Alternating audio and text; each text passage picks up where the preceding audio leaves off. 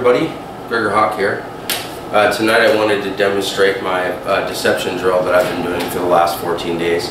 I've actually had the opportunity to do this now and practice it in a couple of helmet time practices, and it's been panning out quite nicely. Now whenever I find myself out there and I'm wanting to go ahead and create, what I end up doing is I just call out a number in my head. It can be 1 through 6, and I plan is I know exactly where I'm going to end, and I know exactly what my shot's going to be. But other than that, my other first 2 shots I don't even think about. Now the cool thing about this is if I don't know what I'm going to do, you certainly don't know what I'm going to do, and that's going to be some pretty damn handy information. Now this also goes with the Art of War teachings, where you're showing your opponent a whole bunch of strength in one area. They have to go ahead and respond to that. These shots that I'm going to throw, none of them are fakes. They're all intended to kill you or leg you or do something to that effect. But you have to respond to them. And by responding to them, I'm setting up where I'm ultimately going to want to end up at, which is pretty neat. Now I think this is going to work out really well against the top end or experienced fighters.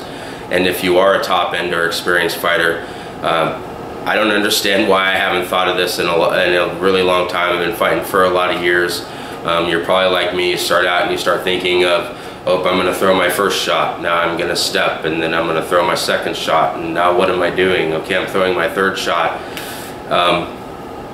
That's really predictable. Now, as a young fighter, you're out there and you're fighting. An experienced fighter can stand off to the side and just sit there and look at you just for a few minutes and see what you're doing.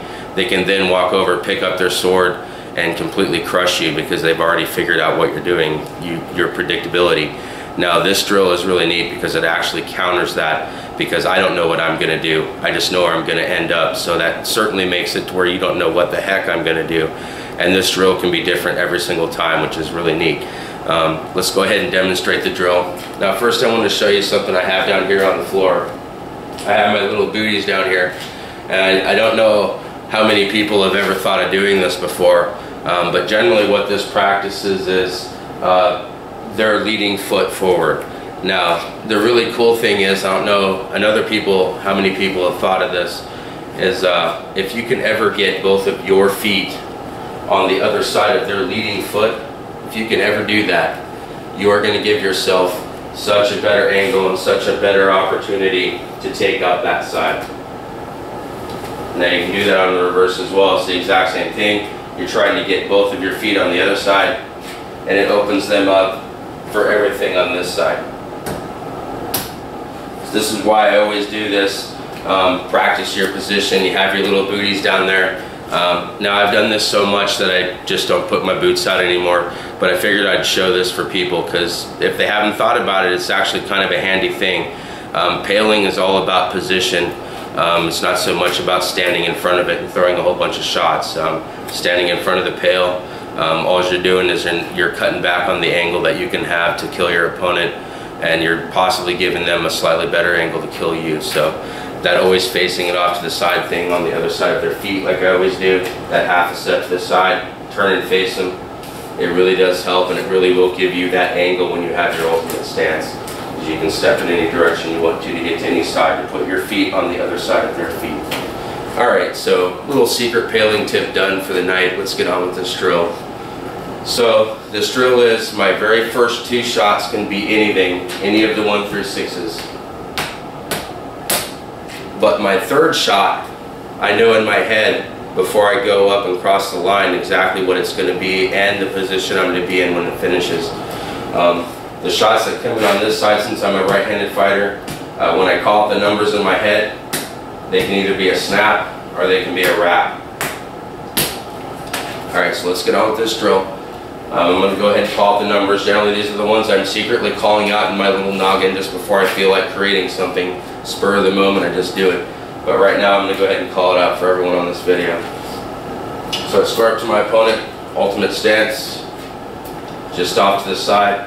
I'm going to start out, since I'm right-handed primary, I'm pretending that they're right-handed, their side foot right here is extended out, so I'm putting my feet just to the other side of it when I'm squaring off.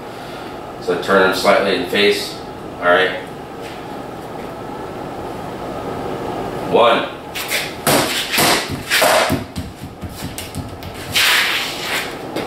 2,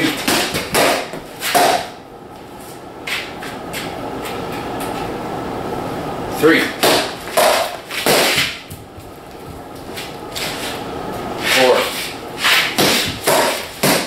oh, that was 5. Oh well.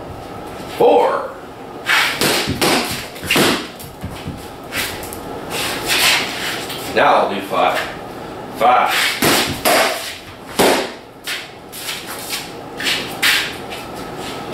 6. Now I'm going to do it in the reverse. 5. Ah, triple 5. 4. 3.